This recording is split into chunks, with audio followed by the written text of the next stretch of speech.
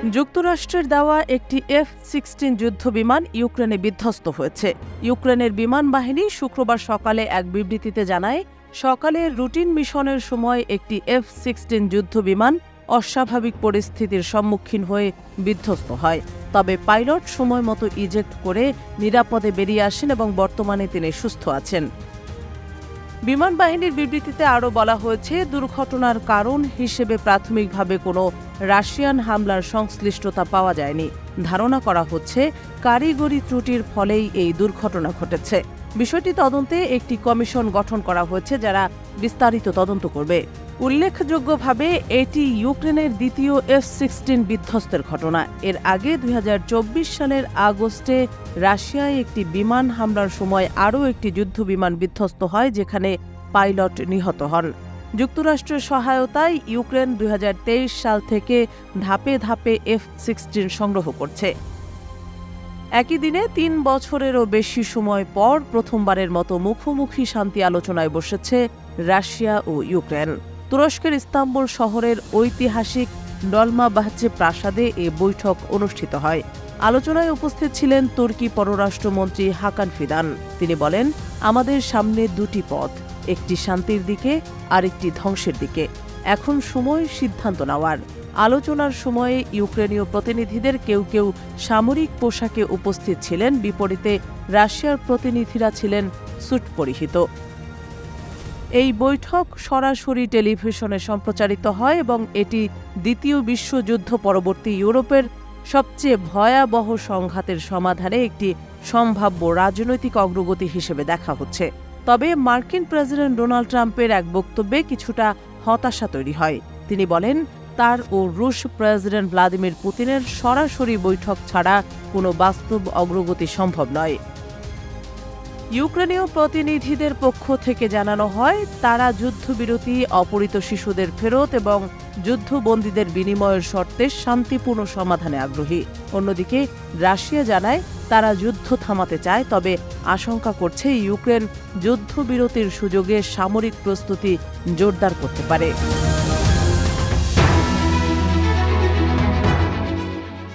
তুরস্কের ইস্তাম্বুলে আয়োজিত ইউক্রেন রাশিয়ার শান্তি আলোচনায় রাশিয়ার পক্ষ থেকে ইউক্রেনকে দীর্ঘ যুদ্ধের হুঁশিয়ারি দেওয়া হয়েছে। আলোচনায় রুশ প্রতিনিধি দলের নেতৃত্বে থাকা ক্রেমলিনের ঘনিষ্ঠ সহযোগী ভ্লাদিমির মেডিনস্কি বলেন, মস্কো শান্তি চাইলেও রাশিয়া প্রয়োজনে আরও 21 বছর পর্যন্ত যুদ্ধ চালিয়ে যেতে প্রস্তুত। মেডিনস্কি ইউক্রেনীয় প্রতিনিধিদের উদ্দেশ্যে বলেন, আমরা যুদ্ধ চাই না, কিন্তু 1 বছর, 2 বছর, 3 বছর, যত দিন লাগুক আমরা প্রস্তুত। ইতিহাসে আমরা 21 বছর ধরে সুইডেনের সঙ্গে যুদ্ধ করেছি। আপনাদের কতটুকু সহ্য শক্তি আছে? উল্লেখ্য, রাশিয়া ও সুইডেনের মধ্যে গ্রেট নর্দার্ন ওয়ার নামে পরিচিত যুদ্ধটি 1700 সাল থেকে 1721 সাল পর্যন্ত, অর্থাৎ 21 বছর ধরে চলেছিল। এটি রাশিয়ার তৎকালীন সম্রাট পিটার দ্য গ্রেটের আমলে সংঘটিত হয়। বর্তমানে প্রেসিডেন্ট ভ্লাদিমির পুতিন অতীতে একাধিকবার নিজেকে ঐতিহাসিক এই রুশ সম্রাটের সঙ্গে তুলনা করেছেন। ব্রিটিশ দৈনিক দ্য টেলিগ্রাফের এক প্রতিবেদনে বলা হয়, তুরস্কের মধ্যস্থতায় আয়োজিত ওই শান্তি বৈঠকটি 90 মিনিটেরও বেশি সময় ধরে চলে। আলোচনার সবচেয়ে তাৎপর্যপূর্ণ অর্জন ছিল যুদ্ধবন্দী বিনিময়ের বিষয়ে একটি চুক্তি, যার আওতায় প্রায় 1000 সেনাকে মুক্তি দেওয়া হবে। তবে আলোচনার মধ্যেই রাশিয়া কিয়েভের বাহিনীকে দোনেৎস্ক, লুহান্স্ক, জাপোরিঝিয়া ও খেরসন অঞ্চল থেকে সরে যাওয়ার দাবি তোলে। ইউক্রেনীয় প্রতিনিধিরা এই দাবি প্রত্যাখ্যান করলে রুশ পক্ষ পাল্টা হুমকির সুরে জানায়, পরের বার দাবির সংখ্যা 5-এ গিয়ে দাঁড়াবে। প্রসঙ্গত, এই বৈঠকে ইউক্রেনের প্রেসিডেন্ট ভলোদিমির জেলেনস্কি কিংবা রাশিয়ার প্রেসিডেন্ট ভ্লাদিমির পুতিন উপস্থিত ছিলেন না। আলোচনায় অংশ নেওয়ার আগ্রহ প্রকাশ করেছিলেন মার্কিন প্রেসিডেন্ট ডোনাল্ড ট্রাম্পও। তিনি পরোক্ষভাবে পুতিনকে আমন্ত্রণ জানালেও শেষ পর্যন্ত রুশ প্রেসিডেন্ট আলোচনায় অংশ নেননি। পরে ট্রাম্প বলেন, আমার সঙ্গে পুতিনের দেখা হওয়ার আগ পর্যন্ত যুদ্ধবিরতি সম্ভব নয়।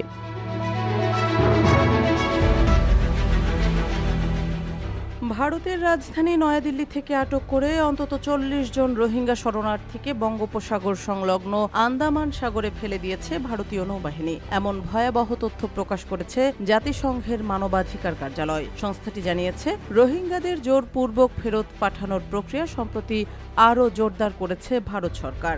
তারই অংশ হিসেবে এ ধরনের অমানবিক পদক্ষেপ নেওয়া হয়েছে। বিশ্বের অন্যতম নিপীড়িত জনগোষ্ঠী হিসেবে পরিচিত রোহিঙ্গারা ২০১৭ সালে মিয়ানমারে সেনাবাহিনীর জাতিগত নিধন অভিযানের মুখে দেশ ছেড়ে পালাতে বাধ্য হয়। এ সময় অন্তত ১০ লাখ রোহিঙ্গা বাংলাদেশে আশ্রয় নেয়। জাতিসংঘের হিসাবে এর বাইরে ২২,০০০-এর বেশি রোহিঙ্গা ভারতের বিভিন্ন স্থানে শরণার্থী হিসেবে নিবন্ধিত আছেন।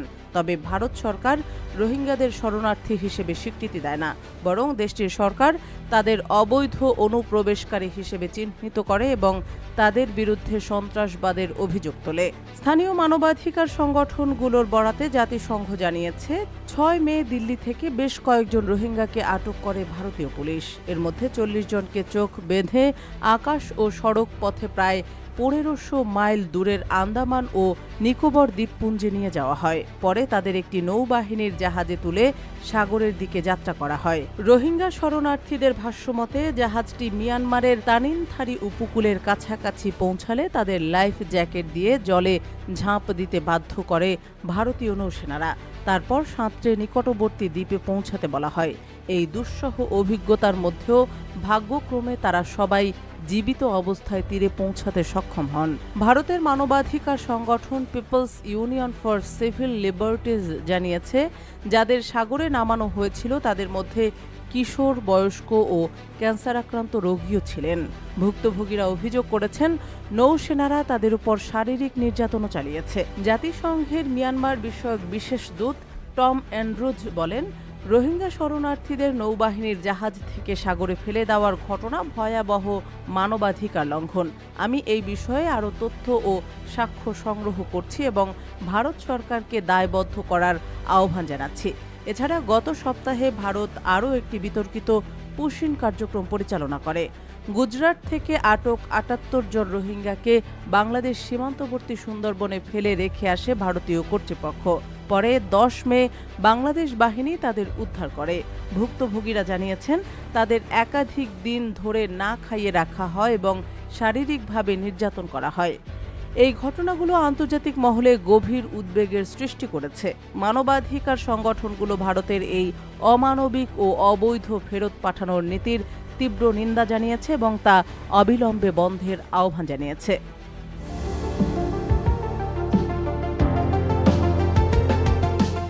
পাক ভারত সীমান্তে সাম্প্রতিক উত্তেজনার প্রেক্ষাপটে পাকিস্তানের আধুনিক যুদ্ধ প্রযুক্তি ও সক্ষমতা দক্ষিণ এশিয়ার আকাশ প্রতিরক্ষায় নতুন মানদণ্ড স্থাপন করেছে বলে মন্তব্য করেছে চীন। দেশটির সরকারি মহাকাশ সংস্থা সমর্থিত চায়না স্পেস নিউজে প্রকাশিত এক বিশ্লেষণী প্রতিবেদনে পাকিস্তানের বুদ্ধিদীপ্ত, প্রযুক্তি নির্ভর ও নেটওয়ার্ক ভিত্তিক যুদ্ধ কৌশলের উচ্চ প্রশংসা করা হয়েছে।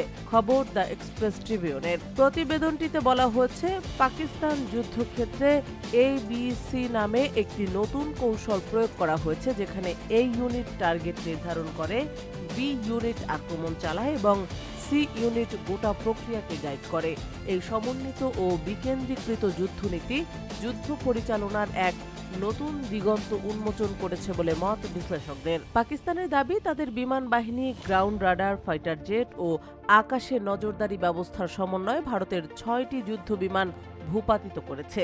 চীনা প্রতিবেদনে বলা হয়েছে, পাকিস্তানের ডেটা চালিত ও বিকেন্দ্রীকৃত প্রতিরক্ষা কৌশল ভারতের পুরনো ও খণ্ডিত প্রোটোকলকে অকার্যকর করে তুলেছে। যদিও প্রতিবেদনে সরাসরি চীনা অস্ত্রের নাম উল্লেখ করা হয়নি। বিশ্লেষকদের মতে, পাকিস্তানের ব্যবহৃত HQ-9P air defence system, ZDK-03, AWACS এবং PL-15E মিসাইল সজ্জিত J-10CE যুদ্ধ বিমান সবই চীনের তৈরি, যা পাকিস্তানের বর্তমান প্রতিরক্ষা ক্ষমতার মূল স্তম্ভ হিসেবে কাজ করছে। চীন পাকিস্তান প্রতিরক্ষা অংশীদারিত্বকে ভবিষ্যতের যুদ্ধ কৌশলের একটি কার্যকর মডেল হিসেবে বিবেচনা করা হচ্ছে। বিশেষজ্ঞরা মনে করছেন, ভারতের ধীর প্রতিক্রিয়া ও দুর্বল আন্তঃসংযোগের বিপরীতে পাকিস্তানের স্মার্ট যুদ্ধনীতি এক কঠিন বার্তা বহন করছে। প্রতিবেদনের উপসংহারে বলা হয়, পাকিস্তানের কৌশল কেবল ভারতের আকাশে প্রতিরক্ষা দুর্বলতাকে উন্মোচন করেনি, বরং ভবিষ্যতের প্রযুক্তি নির্ভর যুদ্ধ কেমন হতে পারে তাও স্পষ্ট করেছে। সীমান্তে উত্তেজনা বাড়তে থাকায় চীন পাকিস্তান জোটকে পরবর্তী প্রজন্মের যুদ্ধের নেতৃত্বে দেখতে চাচ্ছে বিশ্লেষক মহল।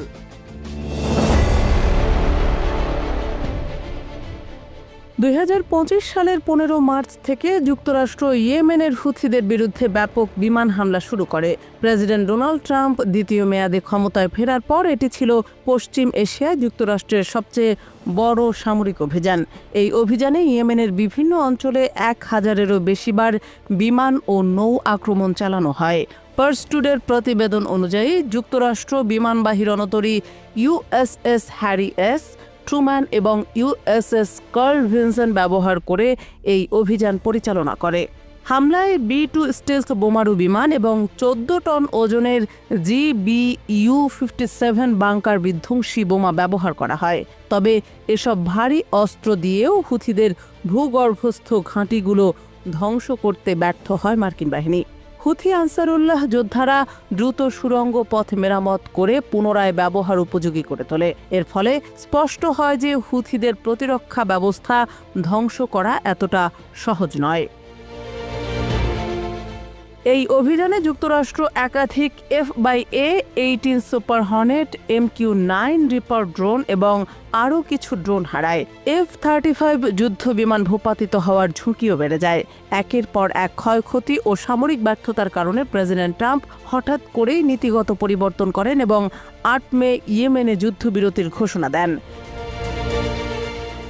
NBC নিউজ জানিয়েছে, মার্চ থেকে মে মাস পর্যন্ত মাত্র 2 মাসে এই অভিযানে যুক্তরাষ্ট্রের ব্যয় হয়েছে 100 কোটি মার্কিন ডলারেরও বেশি। নিউ ইয়র্ক টাইমস কেন ট্রাম্প হঠাৎ হুথিদের উপর হামলা বন্ধের নির্দেশ দিলেন শীর্ষক এক প্রতিবেদনে উল্লেখ করে, ট্রাম্পের ধারণা ছিল এই অভিযান 1 মাসেই কাঙ্ক্ষিত ফলাফল দেবে, কিন্তু ব্যাপক অর্থ ও যন্ত্রপাতি ক্ষয়ের পর তিনি হামলা বন্ধের সিদ্ধান্ত নেন। প্রতিবেদনে আরও বলা হয়, ইয়েমেনি প্রতিরোধ যোদ্ধারা অত্যন্ত দক্ষতার সঙ্গে জমিন থেকে আকাশে নিক্ষেপযোগ্য ক্ষেপণাস্ত্র ব্যবহার করে আমেরিকান যুদ্ধ বিমানগুলোকে লক্ষ্যবস্তুতে পরিণত করে। ওমানের মধ্যস্থতায় এক ধরনের সমঝোতা হয়, যার আওতায় হুথিরা মার্কিন জাহাজে হামলা না চালানোর অঙ্গীকার করে এবং মার্কিনিরাও ইয়েমেনে সামরিক অভিযান বন্ধ করে। এই ঘটনাগুলো থেকে স্পষ্ট হয়, মার্কিন যুক্তরাষ্ট্র ইয়েমেনি প্রতিরোধ বাহিনী হুথিদের প্রকৃত সক্ষমতা, যোদ্ধাদের অভিজ্ঞতা এবং দীর্ঘ সৌদি ইয়েমেন যুদ্ধের বাস্তবতা যথাযথভাবে মূল্যায়ন করতে ব্যর্থ হয়েছিল। এরই ফলস্বরূপ এই অভিযান কেবল ব্যয়বহুলই নয়, বরং রাজনৈতিক ও সামরিকভাবে যুক্তরাষ্ট্রের জন্য একটি বড় ধাক্কা হয়ে দাঁড়ায়।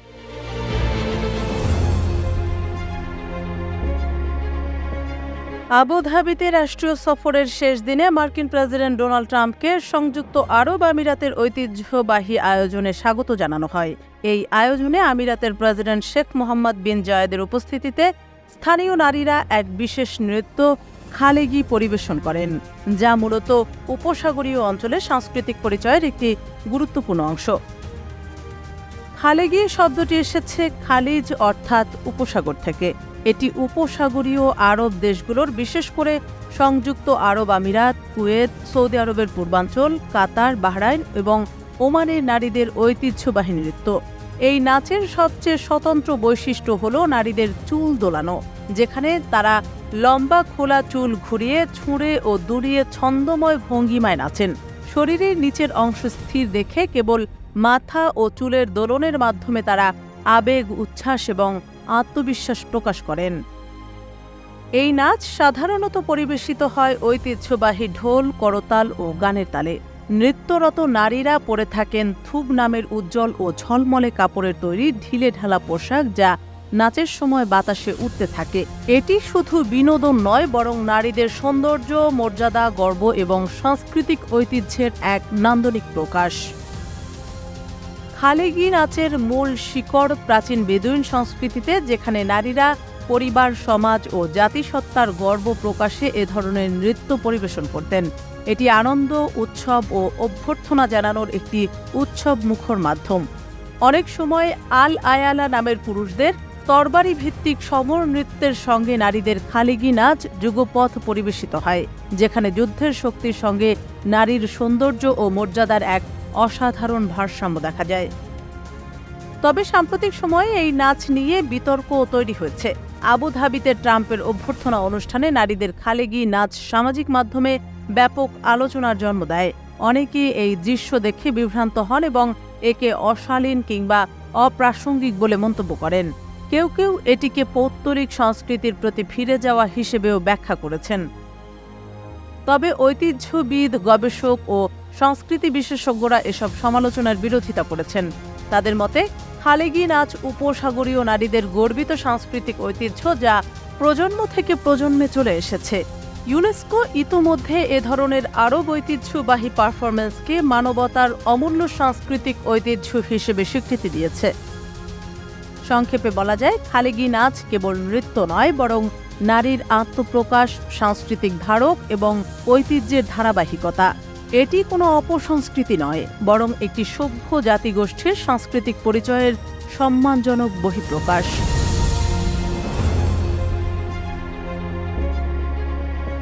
সম্প্রতি ভারতে অবৈধ বাংলাদেশি সন্দেহে ব্যাপক ধরপাকড় শুরুর পর একাধিক ব্যক্তিকে সীমান্ত দিয়ে বাংলাদেশে পাঠিয়ে দেওয়ার ঘটনা ঘটেছে।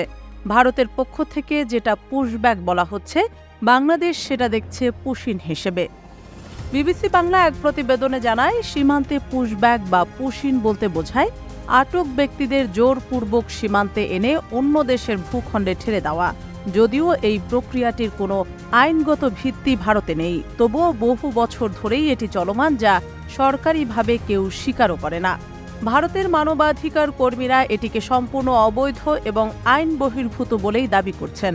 তবে বিএসএফ মাঝে মাঝে মানবিক বিবেচনায় অপ্রাপ্তবয়স্ক বা পাচার হওয়া নারীদের আনুষ্ঠানিকভাবে বাংলাদেশে হস্তান্তর করে থাকে, যেটির আইনি স্বীকৃতি রয়েছে। কারা এই পুশব্যাকের শিকার? শুধু গুজরাট এবং রাজস্থানেই গত ৩ সপ্তাহে পুলিশ ১,০০০-এরও বেশি মানুষকে অবৈধ বাংলাদেশি বলে চিহ্নিত করেছে। এদের অনেককে সীমান্ত দিয়ে বাংলাদেশে ফেরত পাঠানো হয়েছে বলে বিবিসি বাংলা নিশ্চিত করেছে। রাজস্থান থেকে আটক ১৪৮ জনের একটি দলকে একটি বিশেষ বিমানে করে ত্রিপুরার আগরতলায় আনা হয়। সেখান থেকে সীমান্তে নিয়ে গিয়ে তাদের পুশব্যাকের চেষ্টা হয়, যার মধ্যে কিছু ব্যক্তি আদৌ রাজস্থান থেকে ধরা পড়েছিলেন কিনা তা নিশ্চিত হওয়া যায়নি। গুজরাট ও রাজস্থান উভয় রাজ্যের পুলিশ জানিয়েছে, তাদের পরিচয় নিশ্চিত করা গেছে। তাদের সবাইকে বাংলাদেশে ফেরত পাঠানো হবে। এছাড়া ওড়িশা সহ ভারতের অন্যান্য রাজ্যেও বাংলাদেশি সন্দেহে গ্রেপ্তার চলছে। ভারতীয় আইন কি বলছে? ভারতীয় আইন অনুযায়ী কোনো বিদেশিকে আটক করলে ২৪ ঘণ্টার মধ্যে আদালতে হাজির করার বাধ্যবাধকতা রয়েছে। মাসুম নামে একটি মানবাধিকার সংগঠনের প্রধান কিরিটি রায় বলেন, পাসপোর্ট ও ভিসা ছাড়া ভারতে এলে বিদেশি আইনের ১৪ নম্বর ধারায় মামলা করতে হয়। যদি আদালত অভিযুক্তকে দোষী সাব্যস্ত করে, তবে সাজা শেষে কূটনৈতিক প্রক্রিয়ার মাধ্যমে তাকে নিজ দেশে ফেরত পাঠানো হয়। তিনি আরও বলেন, ভারতের সংবিধান অনুযায়ী বিদেশিরাও ভারতের মাটিতে থাকা অবস্থায় মৌলিক অধিকার ভোগের অধিকার রাখে। কিন্তু বর্তমানে যেভাবে পুশব্যাক চলছে, তাতে আইন বা সংবিধান কোনোটাই মানা হচ্ছে না।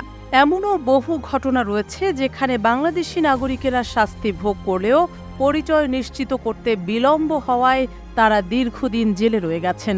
এই ধরনের বন্দীদের জান খালাস কয়েদি বলে ডাকা হয়। আইনি প্রক্রিয়া উপেক্ষা কেন? গুজরাট ও রাজস্থানে আটককৃতদের অনেককে আইনি প্রক্রিয়ার মাধ্যমে আদালতে হাজির করা হয়নি বলে অভিযোগ উঠেছে।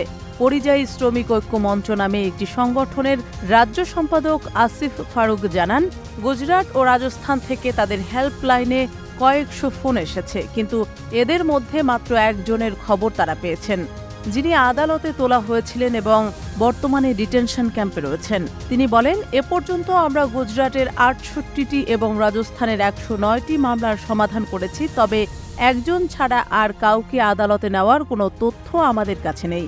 এদিকে গুজরাট পুলিশের এক জ্যেষ্ঠ কর্মকর্তা বিবিসিকে জানান, আটককৃতদের সরাসরি জয়েন্ট ইন্টারোগেশন সেলে পাঠানো হচ্ছে এবং বাংলাদেশি প্রমাণিত হলে ফেরত পাঠানো হচ্ছে। আদালতে হাজির করার কোনো প্রসঙ্গ তিনি উল্লেখ করেননি। পুশব্যাক স্বীকৃত নয় কিন্তু প্রচলিত। বিএসএফ ও পুলিশ এই বিষয়ে আনুষ্ঠানিক বক্তব্য না দিলেও একাধিক নিরাপত্তা সূত্র বিবিসিকে নিশ্চিত করেছে শত শত ব্যক্তি যারা অবৈধ বাংলাদেশি হিসেবে চিহ্নিত হয়েছেন তাদের দলভুক্ত করে সীমান্তে পুশব্যাক করা হচ্ছে। তাদের মতে আইনি প্রক্রিয়ায় গেলে গ্রেপ্তার, মামলা, সাজা এবং কূটনৈতিক প্রক্রিয়া মিলিয়ে অনেক সময় লাগে। আবার এই প্রক্রিয়ায় আটক ব্যক্তিদের দীর্ঘদিন জেলে রাখতে হয়, যা ভারতে বন্দী রাখার সক্ষমতা ও স্থান সংকুলানের ক্ষেত্রে বড় চ্যালেঞ্জ হয়ে দাঁড়ায়। এই সূত্রগুলো আরও বলছে, আমরা তো শুধু বাংলাদেশের নাগরিকদেরই তাদের দেশে ফেরত পাঠাচ্ছি, এতে সমস্যা কোথায়? যদিও আনুষ্ঠানিকভাবে কেউই এই পদ্ধতির দায় স্বীকার করছে না। এই পুরো ঘটনা প্রবাহ প্রমাণ করে সীমান্তে পুশব্যাক একটি বিতর্কিত এবং আইনগতভাবে প্রশ্নবিদ্ধ প্রক্রিয়া, যা আন্তর্জাতিক মানবাধিকার ও কূটনৈতিক নীতিমালার সঙ্গে অসামঞ্জস্যপূর্ণ।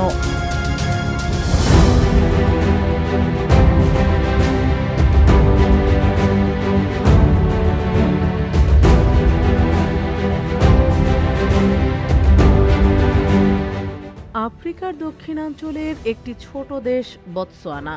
দেশটির রাজধানী গ্যাবোরন থেকে প্রায় ১৭০ কিলোমিটার দক্ষিণ পশ্চিমে অবস্থিত জোয়ানেং নামের একটি হীরার খনি বিশ্বের সবচেয়ে বড় ও মূল্যবান হীরার খনি হিসেবে বিবেচিত।